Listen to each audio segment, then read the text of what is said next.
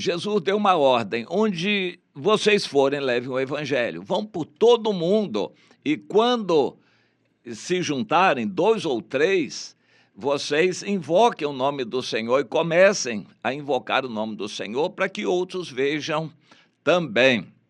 A ordem que Jesus deu para os 12 discípulos, que depois passou para os 70, que na Septuaginta consta 72, esses receberam a orientação de Jesus: quando vocês forem, não vão cheios de coisas, de bagagens, vocês vão praticamente com a roupa do corpo e procurem, cumprimentem todo mundo e procurem alguém que seja digno, entre na casa dessa pessoa para fazer curas, pregar que o reino de Deus está próximo e façam discípulos ali.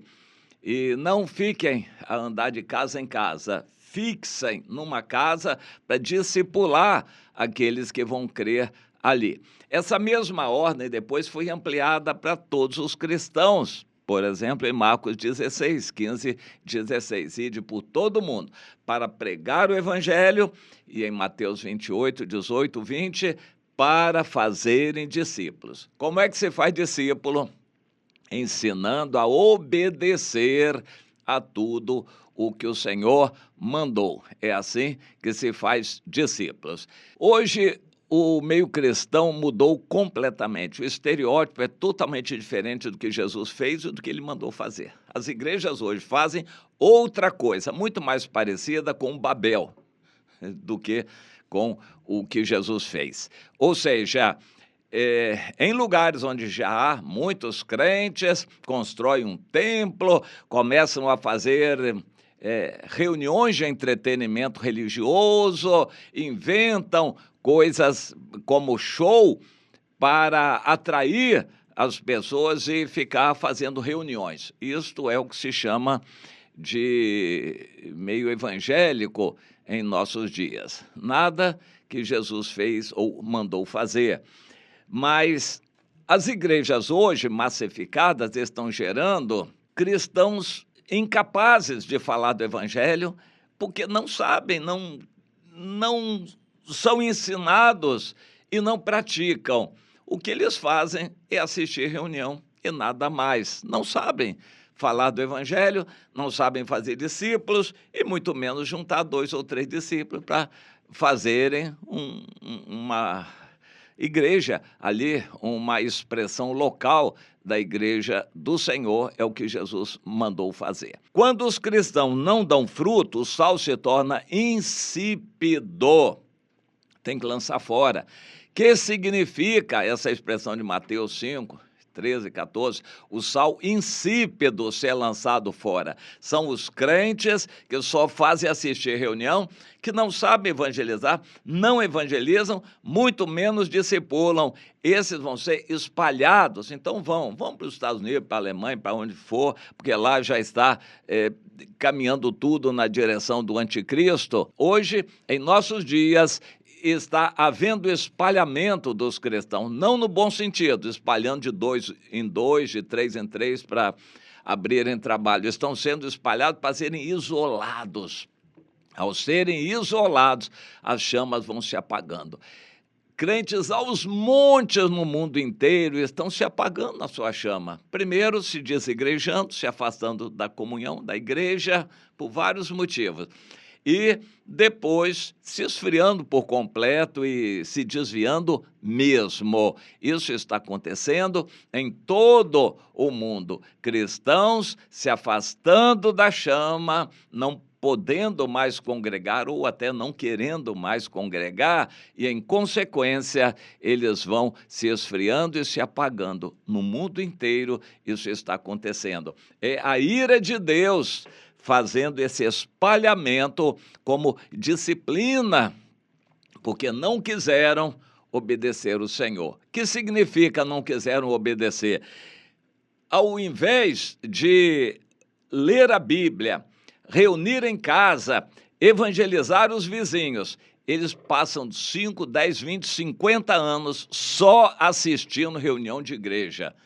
Isso desperta a ira de Deus contra essas pessoas. Deus diz, então vocês vão se espalhar, eu vou mandar a perseguição do mundo. O espírito do anticristo já está também no mundo ocidental perseguindo ferozmente os cristãos. No mundo oriental, a perseguição já é atroz há muito tempo. Mas no mundo ocidental, que era cristão, o espírito do anticristo já está isolando os crentes, espalhando no sentido de isolar os crentes, para eles não conseguirem não conseguirem se manter como crentes, nem fazer o que Deus quer, porque nunca fizeram, mas nem conseguir se manter como cristãos, eles vão conseguir. Você conhece gente assim? Eu conheço aos montes ao meu redor. Como é o mundo? Os justos sofrendo e os perversos exaltados. E nós que vamos pensar como vamos analisar essa situação? Satanás aproveita e no mundo inteiro ele está gerando religiões e dizendo que o cristianismo fracassou. O cristianismo não consegue vencer aqui na terra batalhas.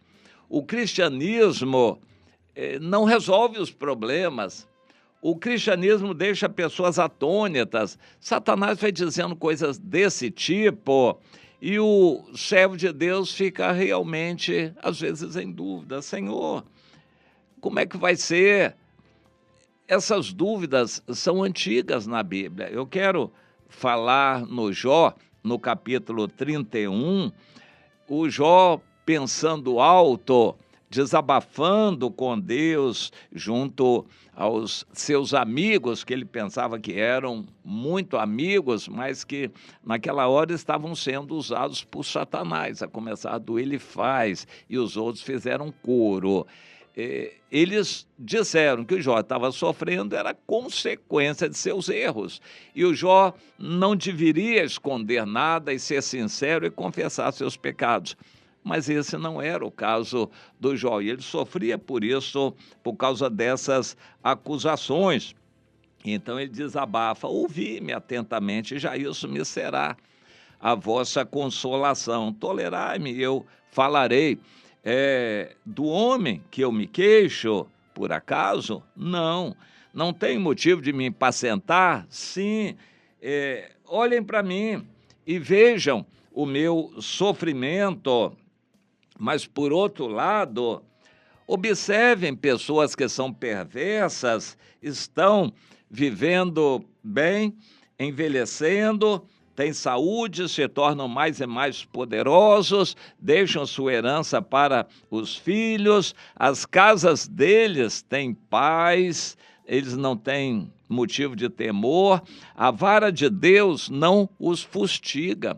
Vocês estão dizendo que Deus faz justiça aqui na terra, e eu estou vendo muita gente perversa sobre quem não recai maldição nenhuma. Eles estão bem aqui na terra e estão fazendo festa, cantando, comendo, bebendo, passam os dias em prosperidade e, por fim, idosos descem à sepultura em paz. E em vida, todos eles disseram, Deus, retira-te de nós, não queremos saber do Todo-Poderoso.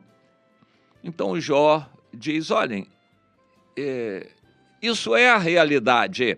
E Deus aparentemente não faz nada com esses perversos, mas pessoas como eu, que estão procurando ser fiéis, Deus faz a gente sofrer.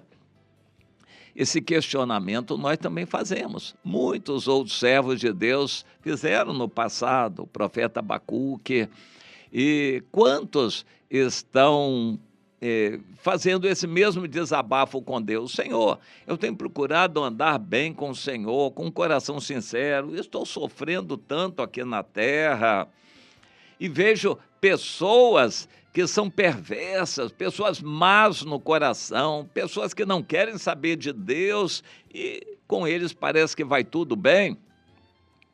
O Senhor responde essa questão no final do Antigo Testamento. Ele diz, Fiquem calmos, eu estou anotando tudo. Havia um memorial diante de Deus. E um dia vocês vão ver de novo a diferença entre o que serve a Deus e o que não o serve, entre o justo e o perverso.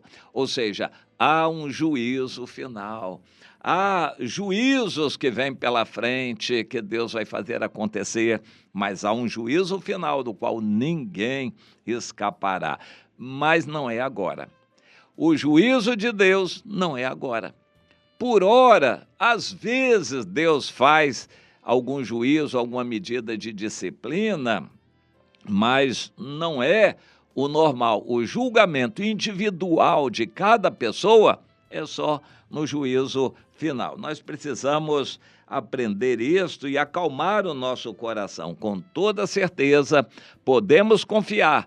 Há um Deus que julga, há um juízo determinado. Nós encontramos na Bíblia o Salmo 54 de Davi pedindo a Deus: Senhor, faze-me justiça, escuta a minha oração. Estão se levantando contra mim pessoas violentas, insolentes, procurando me tirar a vida. E eles não têm Deus, mas o Senhor é o meu ajudador. Eu creio que o Senhor vai retribuir, o Senhor vai fazer justiça. Então eu peço, Deus, age em favor dos teus. Mais adiante no Salmo 55, Davi expressa essa situação. Senhor, muitos estão me hostilizando, lançando calamidade sobre mim, o meu peito estremece, terrores de morte me salteiam, temor e tremor me sobrevêm, o horror se apodera de mim. Quem me dera asas de pomba, voaria e acharia pouso, fugiria para longe no deserto. Quem me dera asas de pombas para voar, para ir para longe, para fugir. Deus não quer que a gente fuja, Deus quer que a gente sofra para aperfeiçoar a vida espiritual.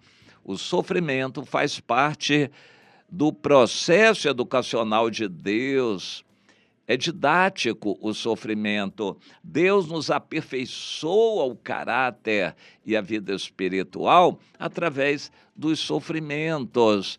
O justo vai passar por sofrimentos. A dor faz parte da formação da nossa vida espiritual. O Senhor nos alerta: você quer servir o Senhor, no mundo você vai ter tribulações. Não pense que vai ter facilidade, que o mundo em algum momento vai sorrir para você. É lutas, dificuldades, problemas, ataques, perseguições e tribulações. É o que você vai enfrentar. É duro, a gente treme, a gente sofre. Na hora da dor a gente clama, às vezes até em desespero a gente grita para Deus, mas nada apressa Deus, porque tem um momento certo de fazer cada coisa e Ele vai nos socorrer. Vai julgar o ímpio e vai socorrer o justo. Deus é fiel para fazer isto. O ímpio, Deus não julga logo porque, Senhor, desce um malho sobre a cabeça daquele, um juiz corrupto, Senhor. Uma justiça que sempre demora em fazer justiça para os pobres, para os aflitos. Por que, Senhor, a justiça humana é assim? Senhor, age. Senhor, desce fogo na cabeça de juízes. Senhor, age. Nós temos a tentação de clamar: por que não há justiça na terra, Senhor? E Deus diz: eu estou usando de misericórdia, estou dando oportunidade aos justos de sofrerem na mão dos perversos, para eles poderem exercitar o amor, o perdão e orar pelos que os perseguem. Mas eu estou protelando o juízo sobre a cabeça dos perversos, também para que eles tenham oportunidade de se arrepender. Deus tem muito mais prazer em perdoar o pecado do que em condenar a pessoa que pecou. Deus não quer que ninguém se perca. Deus prolonga a sua misericórdia para tentar perdoar e salvar o perverso. Enquanto isso, ele vai perseguindo o justo, mas Deus permite, é interessante, Deus permite que o perverso persiga o justo, para dar ao justo oportunidade de exercitar o amor, o perdão e orar por algum perverso que o persegue. O cristianismo é assim, exige resignação, renúncia, morte para o eu. O cristianismo exige morte para o eu. Você vai aguentar, vai tolerar. O amor tudo crê, tudo suporta, tudo espera. O amor jamais acaba. Deus está permitindo a gente sofrer para a gente exercitar o amor, para o amor ser aperfeiçoado em nós. Você entende isto? Não fique estarrecido ante as injustiças que são cometidas, a prosperidade dos maus e o sofrimento dos bons, dos justos. Entenda isto, faz parte da vida, é consequência do livre-arbítrio e vai continuar assim. O mundo não vai mudar. Até que Jesus volte, o mundo só vai piorar, não vai melhorar, não vai mudar. Deus quer salvar pessoas, mas o mundo não. O mundo vai continuar até a volta de Jesus. Portanto, você entenda e se resigne e se quebrante, renove a sua fé, a sua esperança em Deus, e enquanto sofre, trabalhe para o Senhor. Não fique chorando de coitadinho, não. Está sofrendo? Glorifique a Deus e faça o trabalho de Deus mesmo sofrendo. Deus vai ser glorificado nessa atitude. Mas também não queira se vingar com as próprias mãos contra os perversos deste mundo. Isso é trabalho de Deus e não é agora. Muitos perversos vão continuar. Muitos corruptos vão continuar. Deus está dando a eles oportunidade de arrependimento. Se você puder, ore por eles. Se você puder, leve a palavra de Deus para eles. Se você puder, perdoe a eles. E eles vão continuar. E nós vamos continuar. E Deus vai continuar. E o mundo vai continuar. Mas, no fim, Deus vai acertar tudo e vai querer os aprovados com Ele. Você está sendo aprovado? Você está sendo aprovada, minha irmã? O próprio texto, na continuação do versículo, nos ajuda a entender isto. Esse texto faz parte do chamado Sermão do Monte, que Mateus, também conhecido como Levi, presenciou e acompanhou e fez o melhor relato, mais sucinto, compactado, nos capítulos 5, 6 e 7 de Mateus, o resumo da doutrina de Jesus, e é chamado o Sermão do Monte.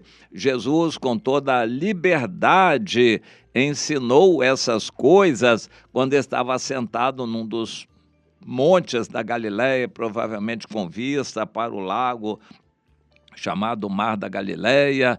Ele, com aquela paz e tranquilidade, ficou ensinando o povo. E ali é um resumo da doutrina dele, as bem-aventuranças, como orar, como jejuar, perdão, adultério e o juízo. Tudo isso aí faz parte deste chamado Sermão do Monte.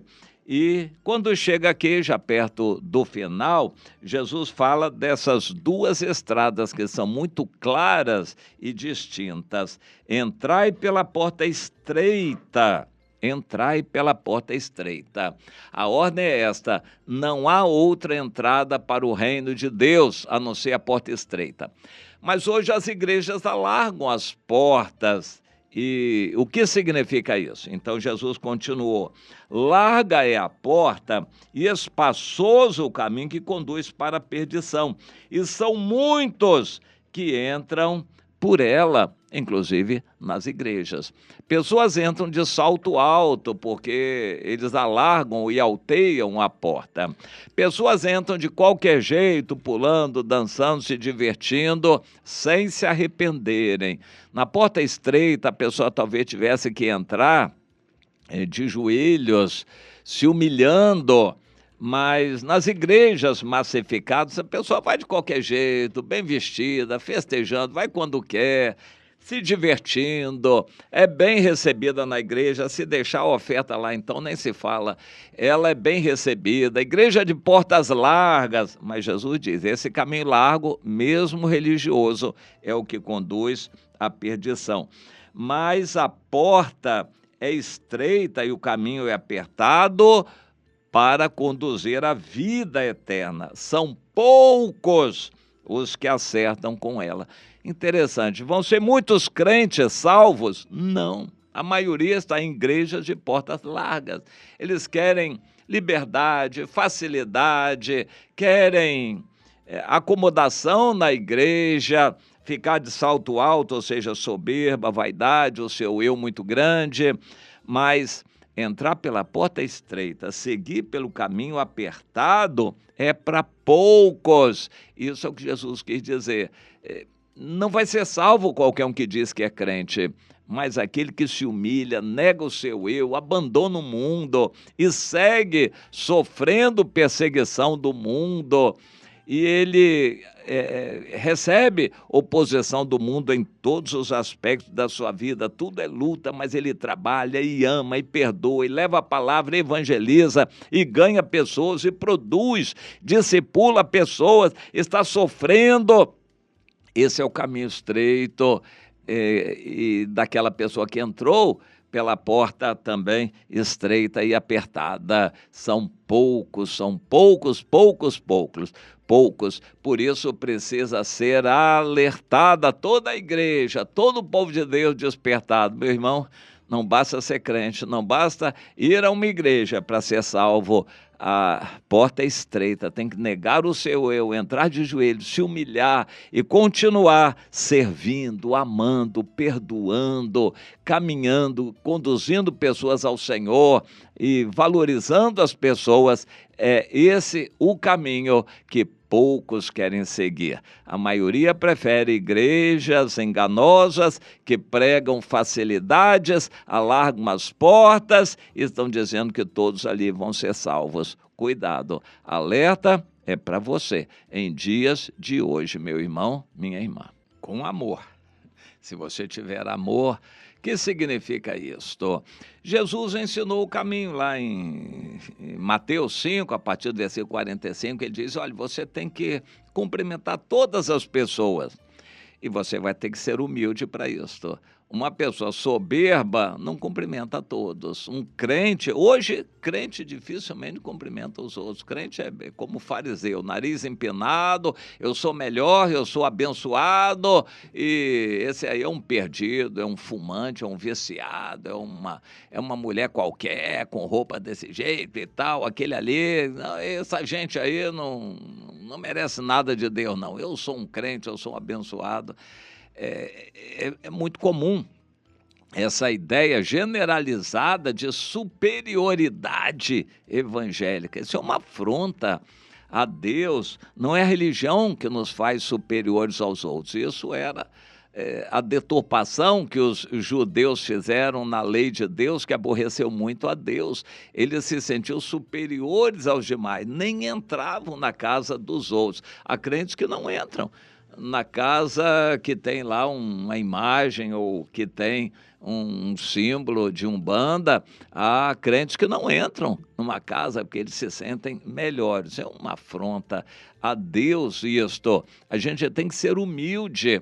Quem precisa da luz são as trevas. O cristão que é verdadeiramente servo de Deus, ele entende isso, se veste de amor e oração para ir a todo lugar de trevas, levar a oportunidade de salvação. Primeiro, cumprimente a todos com simpatia e esperando a correspondência. Se alguém valorizar você, você se identifica como cristão, começa a falar de Jesus. Bem, você tem que falar a palavra de Deus e não religião. O que acontece é que os crentes já começam, olha, você não aceitou Jesus, você tem que aceitar Jesus, deixar de ser idólatra, você tem que largar a bebida, deixar esse vício, você tem que largar esse pecado seu, essa coisa toda e se converter. É claro que vai levantar barreira. É claro que vai arranjar inimigo. É claro que não vai estar pregando o evangelho. Não vai conseguir. Isso não é evangelizar, isso é ranço religioso, farisaico, de jogar em cima do outro aquilo que você gostaria que ele fosse, como se ele fosse um inferior que precisasse aceitar a sua doutrina, que é boa, reta e que vai levar à salvação. É uma afronta realmente o que muitos crentes fazem com as outras pessoas. Membros da família conhecem você muito bem e você não é novidade para eles. Portanto, se você não tiver amor, você não vai nem conseguir falar com eles. Eles não vão ouvir você. Eles já sabem como você é, meio rançoso, é um cristão que se sente melhor do que os outros, eles não vão ouvir você. Você não terá oportunidade. Mas você quer mesmo evangelizar os parentes? Então, comece a descer do salto alto. Se interesse pelos assuntos deles, pergunte.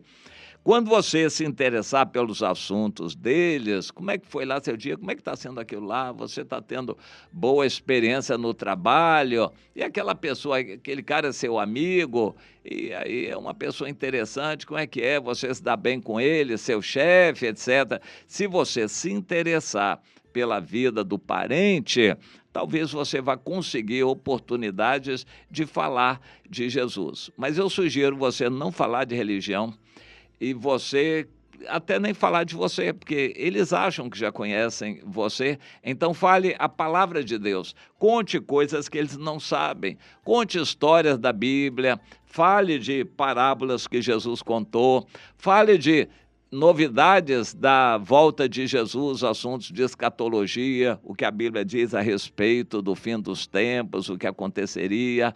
Conte situações da Bíblia, histórias da Bíblia, fale a palavra de Deus. O que desperta fé nas pessoas é ouvir a palavra de Deus. Mas eu quase nunca vejo crente falando a palavra de Deus. Eles falam o ranço religioso.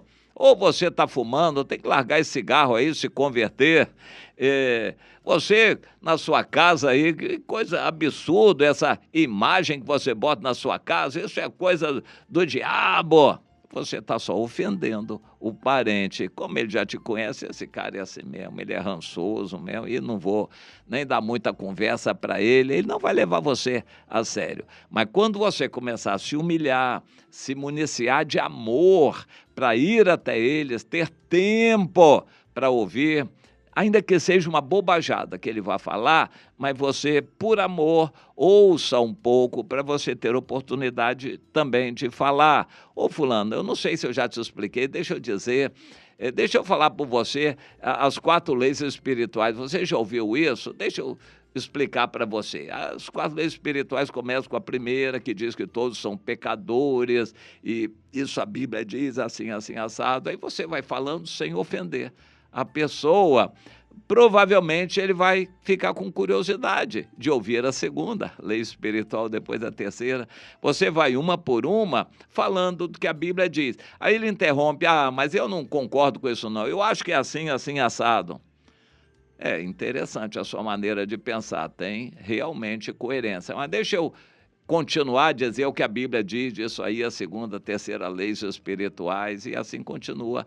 Se você descer do salto alto, se municiar de amor, você vai derrubar barreiras. Se você se puser a ouvir um parente, você vai poder esperar que ele também ouça você, quando estiver falando de Jesus. Eu acho que isso é essencial para começar. E no mais, Deus vai fazer acontecer. Eu quero falar um pouco sobre escatologia, coisas dos últimos tempos, e, em especial, focalizar a salvação de Jesus na grande tribulação.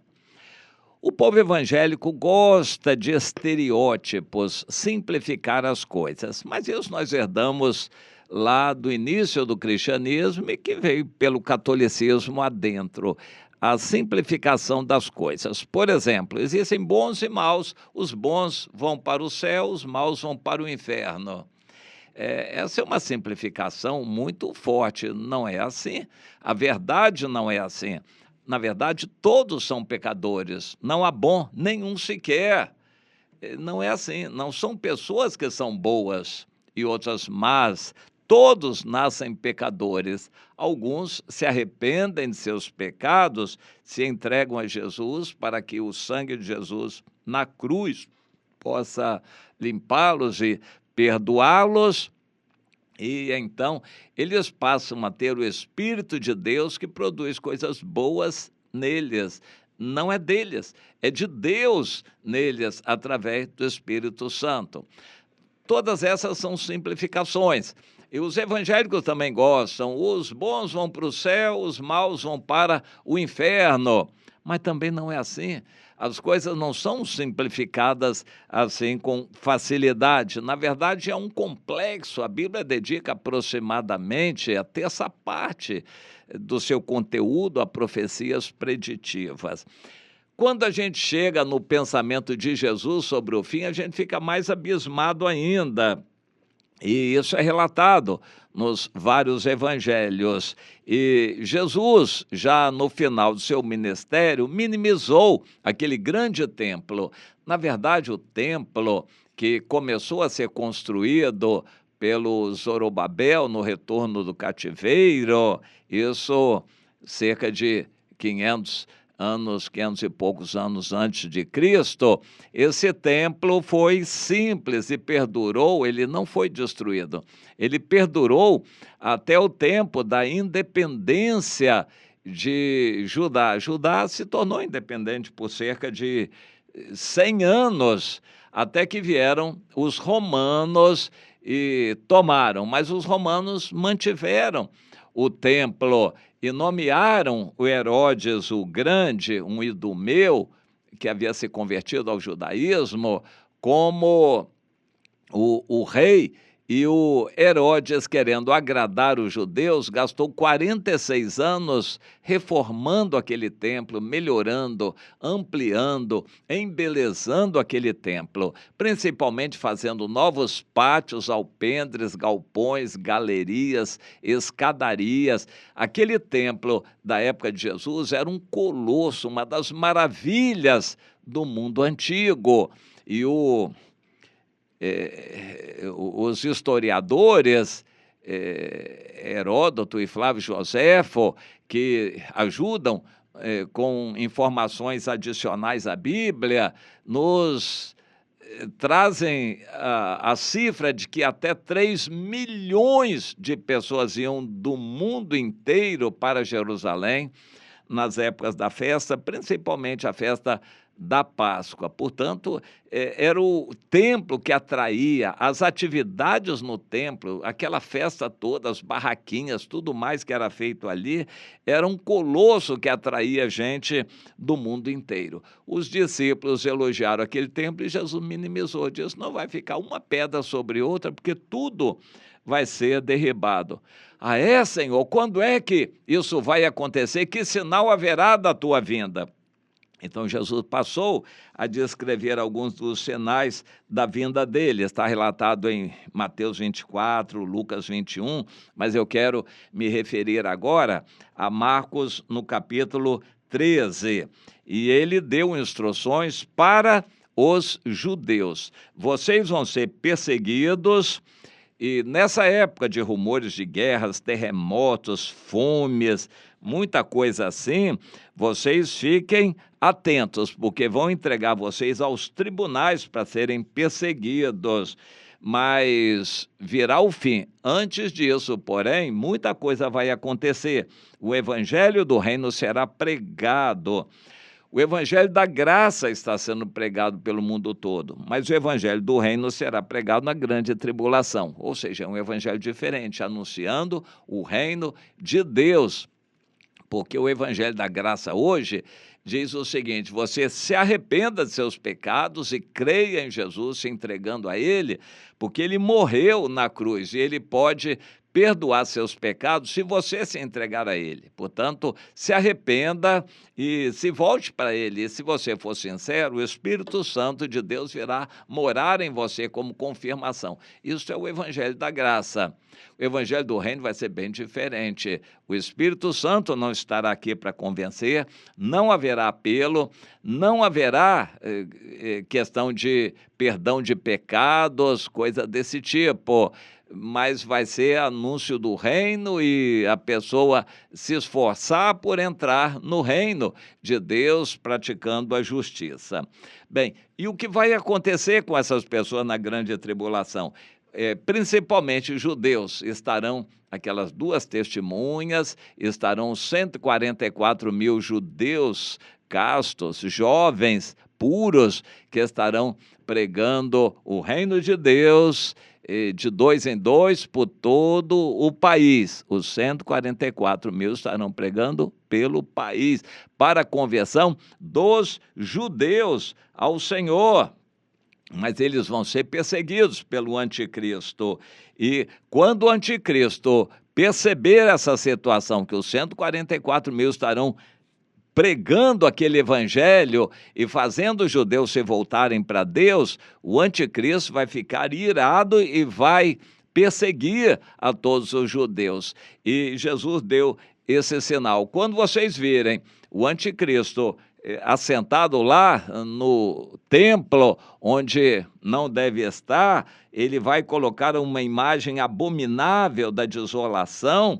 E vocês entendam isso, de certa forma já aconteceu com o Antíoco Epifânio, que era um Seleucida, um governante da Síria, que no caso dominava Jerusalém na época. Ele pegou um porco e profanou o altar dos judeus, oferecendo um porco. Isso foi no ano 158 a.C., se não me engano, e logo a seguir os Macabeus, a família dos Macabeus conseguiu, por causa do ódio, da ira, a revolta que eles estavam por causa disso, conseguiram reunir judeus e fizeram uma grande força militar e tornaram os judeus independentes, e ficaram cerca de 100 anos ali, assim. Mas Jesus está falando que na grande tribulação vai se repetir aquela história pelo anticristo, que vai decretar uma perseguição sem precedentes. Nem se compara com o Hitler. Ele vai desencadear uma perseguição sem precedentes contra os judeus. Então, o Senhor diz ainda: muitos falsos cristos aparecerão e falsos mestres dentro do povo de Deus, para enganar, se possível, até os próprios eleitos. Mas naqueles dias, após a referida tribulação, o sol escurecerá, a lua não dará sua claridade. Ou seja, aqueles dias finais da grande tribulação, tudo isso, esses cataclismas vão acontecer. Tremores de terra, terremotos colossais, vulcões e chuva de pedra, o clima alterado, o sol escurecendo, a lua, as estrelas cairão do firmamento, os poderes dos céus serão abalados. Isso nos dias que antecedem a vinda de Jesus. E então, estou lendo o versículo 26, verão o Filho do Homem vir nas nuvens com poder e grande glória. Jesus vai voltar e, de acordo com outros textos, principalmente do apóstolo Paulo, nós faremos parte daquele séquito, daquele grande exército que estaremos com Jesus quando ele voltar, porque nós teremos sido arrebatados, nós os fiéis de agora, teremos sido arrebatados e voltaremos então com Jesus. E Jesus, então, sozinho vai liderar todo aquele movimento, enviará os seus anjos e reunirá os seus escolhidos dos 4 ventos da extremidade da terra até a extremidade dos céus. E ele diz, vou contar uma parábola sobre o servo que tem que vigiar. Se ele estiver vigiando quando seu senhor voltar, ele será recompensado. Agora, se esse servo estiver brincando, distraído, assistindo filmes, com entretenimento religioso, comendo e bebendo, é o que muitos crentes estão fazendo hoje, ele vai ser apanhado de surpresa, Jesus voltará e ele não irá com Jesus, será uma condenação terrível. Mas eu quero focalizar, para encerrar, esse aspecto. Jesus enviará os seus anjos que recolherá dos 4 cantos da terra os seus escolhidos. Em Judá serão poucos, porque estarão escondidos pelas cavernas ou abrigos subterrâneos. Esses judeus que estarão ali se arrependerão e reconhecerão Jesus e se voltarão para ele. A Bíblia chama de remanescente. E ainda que os filhos de Israel sejam em número como a areia do mar, só o remanescente é que será salvo, pois é, porque vai se arrepender. Isso está bem descrito no livro de Zacarias, nos capítulos 12 a 14. Os judeus vão se arrepender. Mas e do resto do mundo? O evangelho não será pregado na grande tribulação? Sim, o evangelho do reino. Pelos 144 mil, que estarão, no meu entender, fixos em Judá, mas esse evangelho será ouvido por outros também. As 2 testemunhas, tipo Moisés e Elias, que estarão pregando, fazendo sinais e milagres na grande tribulação, também será para testemunha a todas as nações. E um anjo com o evangelho eterno estará voando pelos céus para evangelizar o mundo todo. Deus terá alguns escolhidos, serão poucos, pouquíssimos, a Bíblia diz que serão raros como ouro de Ofir, mas uns poucos estarão em todos os países do mundo.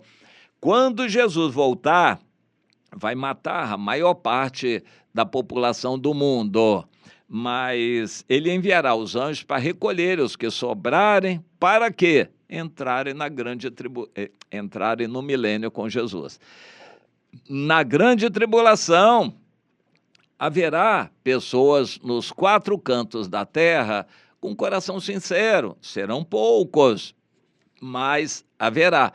E o Senhor mandará os anjos recolherem esses dos 4 cantos da terra para a salvação, que será entrar no milênio. A salvação de Jesus para a grande tribulação será entrar no milênio. A salvação para nós hoje será sermos arrebatados com Jesus, agora por ocasião do arrebatamento da igreja. Salvação na grande tribulação é entrar no milênio com Jesus. Os judeus terão uma aliança feita com o Senhor, quando eles se arrependerem, se converterem, olharem para Jesus, a quem traspassaram, eles terão uma nova aliança com Jesus. E dos outros do mundo, a salvação deles será entrar no milênio. Eles entrarão no milênio com Jesus. Será quando Jesus descer. Quando ele descer, vai destruir a terra, poucos que sobrarem, e isso vai ser um milagre de Deus. Quem estiver aceitando o Senhor, valorizando o Senhor, se consertando diante de Deus, honrando o Senhor, andando na justiça, isso na grande tribulação, no mundo inteiro, pessoas serão evangelizadas com o evangelho do reino e estarão acertando suas vidas com Deus. O Espírito Santo não estará agindo, mas o evangelho estará sendo pregado, o evangelho do reino. Pessoas no mundo inteiro consertarão suas vidas, pouquíssimos em número. Esses serão recolhidos na volta de Jesus. Deus fará um milagre deles sobreviverem, poucos no mundo inteiro, mas os anjos irão e recolherão esses que entrarão no milênio com Jesus. E nós já estaremos com Jesus também para entrar no milênio. Os judeus farão uma nova aliança quando se converterem e entrarão no milênio também com Jesus. O milênio terá esses 3 grupos de pessoas. Os cristãos, digamos assim, os que forem arrebatados, não só cristãos, da antiga aliança também, serão arrebatados agora. os judeus que sobrarem, que farão a nova aliança com Jesus, e do mundo inteiro, aqueles poucos que serão salvos entrarão para repovoar a terra no mundo todo no milênio. Então, esses 3 tipos de pessoas entrarão no milênio com Jesus. Procure entender isso para ver como Deus é bom. Deus é justo e Ele detalha o que vai fazer em benefício dos que buscam a Ele. Seja você dos que estão buscando a Deus de todo o coração, mas se você estiver distraído, leia essa parábola aqui no final do capítulo 13 de Marcos, que também está em outros evangelhos. Cuidado! O privilégio que você tem de conhecer o evangelho pode se transformar na maior condenação lá no inferno, no lago de fogo para você, se você não vigiar, se você distrair, se você amar qualquer coisa do mundo. Fique o alerta com você, versículo 35, vigiai, porque não sabeis a que hora vem o dono da casa, para que vindo ele inesperadamente não vos ache dormindo. Portanto, receba essa exortação de Jesus. Você gosta de filme, de brincadeira, de distração, de comer e beber, de conforto, ganhar dinheiro, passear, se divertir? Você gosta disso? Cuidado. Cuidado, porque a grande oportunidade pode se transformar na grande punição e uma verdadeira calamidade na eternidade para o crente que está recebendo a palavra e que não está se preparando.